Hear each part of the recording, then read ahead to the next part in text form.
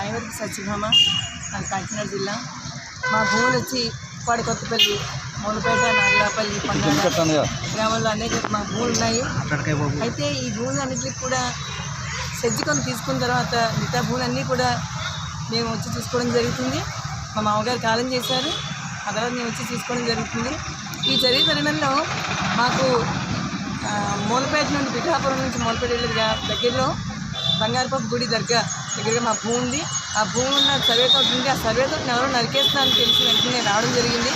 వచ్చి చూసుకుని తిరిగి వెళ్తుండగా సాయంత్రం 5, 6, 7 మధ్యలో నన్ను కారు ఆపి, ఆ డ్రైవర్ని బెదిరించి కారు ఆపి దోచేసి అతన్ని నా మీదకి వచ్చి కన్ను పెట్టి బెదిరించి అన్నదాని ఆడవారు మాట్లాడుతూ అసభ్యకరమైన పదజాలతో బూతులు తిడుతూ నన్ను బెదిరించి చంపేస్తానని చూసి బయటికి బయటికి లాగుతుంటే ఈ ముగ్గురు డ్రైవింగ్ కోసం 2, మొత్తం 5 పైనే ఉన్నారు వాళ్ళు. ఇంకా ఎవరైనా చూడగా ఒక అతను driver Venkata Subbarao, Pithapuram notary advocate ఆయన పేరు ఆయనే చెప్పుకున్నాడు. నువ్వు నన్ను ఏం పీకుతావే, నన్ను ఏం పీక్కగలవు, నువ్వు కంప్లైంట్ పెట్టుకుంటావా, పెట్టుకో స్టేషన్లో, ఏ స్టేషన్లో కంప్లైంట్ తీసుకోదు, నువ్వు ఏం పీక్కుంటావో పీక్కో, నేను లాయర్ని, నేనంటే అందరికీ భయమే, పిఠాపురం నా పేరు అందరికీ తెలుసు, నువ్వేం చేసుకుంటావో చేసుకో, నువ్వు ఎక్కడ కంప్లైంట్ పెడితే పెట్టుకో, నువ్వు నన్ను ఏం ఈ భూములు నువ్వు కానీ నీకు సంబంధించిన వాళ్ళు కానీ ఎవరైనా అడుగు పెడితే అక్కడే చంపేస్తాను అనే బెదిరింపులు సార్. లేదు సార్, ఏం జరుగుతుంది, ఈ మహిళలను మేము ఈ రకంగానే వచ్చి నేను కంప్లైంట్ ఇవ్వడం జరిగింది. ఇప్పటిదాకా తీసుకో 29వ తారీఖు 29/10/2024 ఇచ్చిన కంప్లైంట్ 10/20 కంప్లైంట్ ఈ రోజు దాకా తీసుకోకుండా నాకే వేసుకున్నాను. దాని మీద ఎటువంటి కనీసం అతను పిలవడం కానీ అతని మీద మేము ఇచ్చిన మనిషి చంపుతున్నాడు, నరికేస్తానంటే బూతులు తిట్టాడు, చంపుతానప్పుడు కంప్లైంట్ పోలీస్ స్టేషన్ ఇస్తే పోలీసు వారు ఈ రోజు దగ్గర కూడా కంప్లైంట్ తీసుకోకుండా అతను ఇచ్చినట్టు కాగితాలు కబురు పెట్టి కాగితాలు దగ్గర పెట్టుకుని ఆ కాగితాలు పొలం కాగితాలు దగ్గర పెట్టుకుని ఈ పొలం నీదని అడుగుతుంటే అంటే డిపార్ట్మెంట్ వాళ్ళు పొలాన్ని తీసుకుంటారా, పొలం విషయాలు ఆయన వాళ్ళు చేస్తారా అని డిపార్ట్మెంట్ పొలాల విషయాలు కూడా చూస్తుందని ఇప్పుడు నాకు తెలిసింది. క్రైమ్ అయినప్పుడు ఆడదాని మీద చెయ్యి వేసి నా హింసలు పెట్టి చంపేస్తాను బెదిరించినప్పుడు ఆ కేసు నేను పెట్టుకున్నప్పుడు ఆ కేసు మాత్రం మాట్లాడాలి. పొలాల సంబంధం ఎందుకు, దేనికి పొలాల సంబంధం, డిపార్ట్మెంట్ వాళ్ళకి పొలాల సంబంధం పని ఏంటి, ఎందుకు పొలాల విషయం మీద మాట్లాడాలి అంటే ఏం జరుగుతుంది ఇక్కడ. తెలియజేస్తుంది ఒకటే, పిఠాపురం అడ్డా అంటే పవన్ కళ్యాణ్ గారు అంటే చంద్రబాబు నాయుడు గారు, ఇది కూటమి ప్రభుత్వం, ఏ ఆడవాళ్ళకి అన్యాయం చేయలేదు పక్కతో తీసేమని చెప్పారు ఆయన. కానీ ఆయనకి దాకా వెళ్ళేదాకా నా పోరాటం ఆపడం.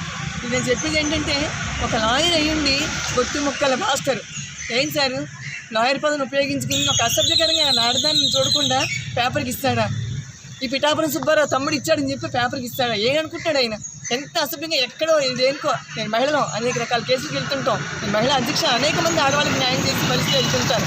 ఇవన్నీ పెట్టుకుని నన్ను ఆడదాన్ని ఇంకోటి చూడకుండా ఎక్కడ పడితే అక్కడ మాట్లాడి పేపర్కి ఇడిచి నా పరువు తీసి ఇవాళ లాయర్ చేసే పనేనా ఇది, అలా చెయ్యొచ్చా అసలు. ఆయన లాయర్ వృత్తిలో ఉంటూ న్యాయం చేయకుండా పోయి ఆడదాన్ని ఈ రకంగా ఎంతవరకు కరెక్ట్ అది. ఈ గొట్టుముక్కల భాస్కర్, ఈ పిఠాపురం సుబ్బారావుకి ఈయన పక్కా దోస్తులు ఇద్దరు. మమ్మల్ని డబ్బులు కూడా బెదిరించి అడిగారు, డబ్బులకు ఇస్తే కనుక మీ భూమి మీకు ఇస్తాను బెదిరించినట్లు ఇద్దరు ఉన్నారు.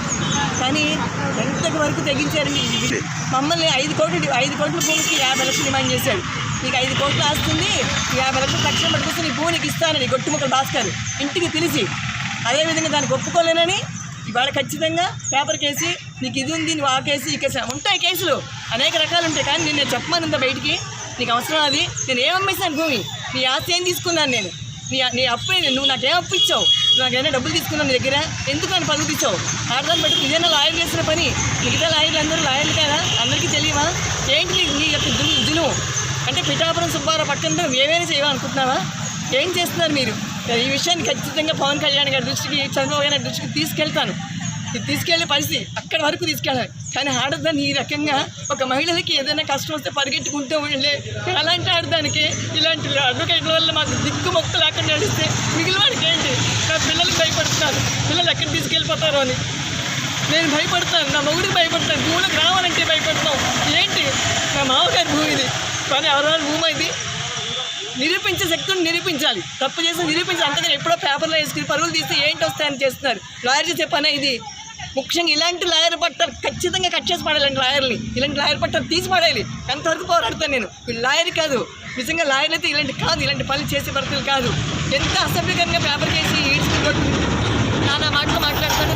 ఖచ్చితంగా వీళ్ళ మీద కఠిన చర్యలు తీసుకోవాలని నేను కోరి ప్రార్థిస్తున్నాను. అతను కూర్చోబెట్టి పొలాల విషయంలో మాట్లాడి పంపించేశారు నన్ను. లంజా ముండా అని తిడుతున్న వాడిని పట్టుకొచ్చి ఈ రోజు దాకా కనీసం కంప్లైంట్ అతని మీద కంప్లైంట్ తీసుకోకపోగా కనీసం అతను ఎఫ్ఐఆర్గా ఆ కేసు ఏమైంది పౌరపాలు ఆలోచించుకోకుండా ఇక్కడ దాకా లాక్కొచ్చారు. ఇవాళ ఆర్టీ పెట్టాను నేను. ఎంతమంది మహిళలు వదిలేస్తాం? మా భూములు మా మామగారు చనిపోయారు, కష్టపడిచ్చిన భూములు ఎలా వదిలేసుకుంటాం? ఏ రకంగా ఉంటుంది? మా సెజ్జి తీసేసుకుంది. సెజ్జి వల్ల అనేక రకాల ఇబ్బందులు పడుతున్నాం, నరకం చూస్తున్నాం. ఉన్న భూములు నేను తీసుకుంటా అంటే ఏమైంది? వాడి భూమి తీసుకోవడానికి మా భూమి నేను తీసుకోవా? మా మీద గొడవ పెడుతున్నాను, మేము అడగవా? అడిగితే కంప్లైంట్ తీసుకోరా? ఏంటి వీళ్ళకి వాళ్ళకి ఆలోచి? ఏంటి ఈ లాయర్ గారికి డిపార్ట్మెంట్కి ఆలోచి? ఎందుకు ఆలోచి అంటే డిపార్ట్మెంట్ పోలీసు వాళ్ళు కలిపి ఆలోచన చేస్తున్నారా? ఆడదాన్ని లంచం తిట్టడం ముండానికి తిట్టడం తీసుకొచ్చి పాడేద్దా లోపల? కంప్లైంట్ కనీసం అన్నీ కేసు కట్టొద్దా? ఇవాళ ఆర్టీఐ పెట్టని అడుగుతున్నారు. ఆర్టీఐ పెట్టరా? ఎవరు చేతకాని వాళ్ళు ఆర్టీఐ పెట్టాల్సి వచ్చింది. ఆ రోజే నేను కలిసి కంప్లైంట్ ఇచ్చిన వెంటనే అతను తీసుకొచ్చి ఎఫ్ఐఆర్ వేసి దాన్ని పరీక్షించి పరిస్థితులు కాదా అని చెప్పాలిగా. ఆ రిపోర్ట్ నాకు ఇవ్వాలిగా. అది నేను అడిగితే న్యాయం తప్పాలి. వాళ్ళు ఆర్టీఐ వేస్తారని చెప్పి ఎంత ఎసంగా మాట్లాడుతున్నారు లోపల. ఆర్టీఐ వేస్తాం అయినా ఎక్కడ న్యాయం జరిగితే అక్కడ ఆడవాళ్ళు వెళ్తారు. ఇవాళ మీడియా ముందుకు వచ్చాను నేను. నాకు న్యాయం జరుగుతున్నారు, మీడియా ముందుకు వచ్చి ఎందుకు వెళ్తున్నారు? మీడియా ముందు సరదాకి వెళ్తున్నారు. మీడియా ముందు ఇలాంటి తెలియాలని. డిపార్ట్మెంట్కి ఎవరు భయపడింది? ఎందుకు భయపడాలి? దేనికి భయపడి? నా భూమి ఇప్పుడు కూడా అడుగుతున్నారు. భూమి సరే నెంబర్ చెప్పంటున్నారు. ఏంటి సరే నెంబర్ చెప్తాను. మా సరే నెంబర్ తీరుస్తారు వీళ్ళు. నా భూమి సరే నెంబర్ చెప్తాను, అందరూ తీరుస్తారు డిపార్ట్మెంట్ వాళ్ళు. అదే వాళ్ళు చేస్తున్న పని. ఇదేనా అడుగుతున్నారు ఆర్టీఐ వాడిని. ఏంటి పేపర్లో వేయడం? ఏంటి ఎప్పుడో కేసులు ఉంటాయి. నాకు 100 కేసులు నాకు ఉంటాయి. ఆడవాళ్ళకి కేసు పట్టుకొచ్చి ఎందుకు వేయాలి? ఎందుకు పేపర్లో వేయాలి? ఏంటి అనుకోకుండా చేస్తారు నన్ను పట్టుకుని? నిరూపించిన శక్తి ఉంటే పేపర్లో వేయడం కాదు. పేపర్లో వేసి ఎప్పుడో చెక్కులు ఉంచాయి, ఎప్పుడో గుడ్డయ్యాయి. నాకు 100 కేసులు నా మీద ఉంటాయి. నేను మహిళా అధ్యక్షుడు, నా మీద 100 కేసులు ఉంటాయి. 100 కేసులు నేను ఎడతాను, వస్తుంటాను. అది నా వృత్తి. వాళ్ళకి ఏంటి సంబంధం? ఏంటి తొత్తు వ్యవహారం అంటే డిపార్ట్మెంట్ వాళ్ళు, లాయరు, ఇంకొక లాయర్ ఉన్నాడు భాస్కర్, అతని పేరు భాస్కర్. వాళ్ళు కలిపి నేను పేపర్లో వేసారు. ఏంటి తొత్తులు? ఏంటి కూడా రావడాలి? మా భూమి నాకు ఇవ్వడానికి డబ్బులు కావాలా? ఇవాళ ఏమని అడుగుతున్నాడు? 2 కోట్లు 3 కోట్లు ఇస్తే భూమి ఇస్తాను మాట్లాడుతున్నారా? ఏంటి ఇది జరుగుతుంది? ఇక్కడ అన్యాయం. ఇదే పని వాళ్ళని అడుగుతుంది ఒకటే. గతంలో నేను పోలీస్ స్టేషన్ కంప్లైంట్ పెట్టాను. సుబ్బారావు అన్న మీద కనీసం ఈ రోజు దాకా కూడా ఏమీ పెట్టలేదు. అతని మీద ఒక ఎఫ్ఐఆర్ వేయలేదు. ఎందుకు కేసు కట్టలేదు? కేసు కట్టలేదు కాబట్టి వాళ్ళని ఆర్టీకి వేసాను.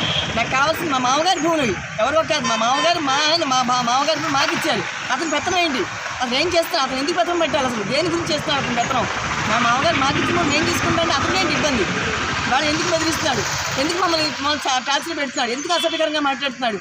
దాని విషయంగా నేను కంప్లైంట్ పెట్టాను. ఒక్కసారి తీసుకున్నాను అతను. నేను పెట్టిన కేసు ఒక్కసారి అతను పిలిచారా? అతను ఎఫ్ఐఆర్ వేసారా? ఏం చేయలేదు. ఇవాళ ఆర్టీఐ పెట్టాలని చెప్పి మళ్ళీ వెళ్ళి అడుగుతున్నారు. వచ్చిన ఆర్టీఐ పెట్టా కాబట్టి ఏం చెప్తే చెప్పమంటున్నారు.